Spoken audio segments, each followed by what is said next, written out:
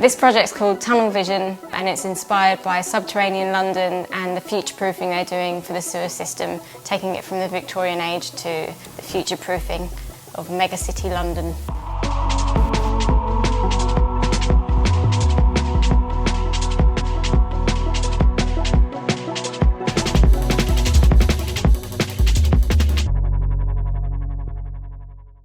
I've always been slightly obsessed with underground London. Just more of like a storytelling thing of like, could there be other cities down there? I think sewers are cool. I don't know if anyone else does, but I'm really interested in them. Yeah, I've got this thing in my head that there's, civilizations underground. I've just always been obsessed with it. Behind me is the tunnel we've made for this commission for Guerilla Science and the Royal Academy of Engineering. It's a representation of the past, present and future of the sewer system in London.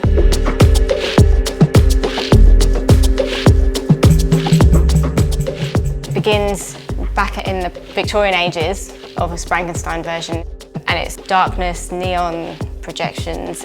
There's giant fatbergs in there. The London brick, which is a nod to the Victorian sewers being made of brick, which they're no longer being made of. It's sort of a lost art now. We've got a neon walkway into the future, and then you'll go through another blackout curtain and you'll be into what is the super sewer.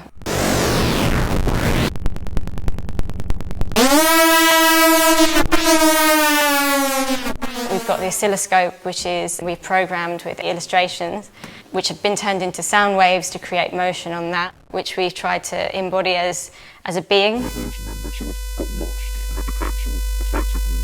who's always been underground, like through the whole thing, and watching London get more and more packed and getting more and more annoyed that we're filling it with poo and tampons and wet wipes and whatever. And then there's a big artificial intelligence eye that's like looking down at you in this super sewer. It was meant to be more of a utopia, but it's actually been more of the dystopia of the tunnel. It's almost like the tunnel made that decision for us. Guerilla Science put me in touch with various people involved in future-proofing London. It was really interesting to speak to them because the initial sewer that was made in the Victorian age was for 2 million. We are now nearing 10.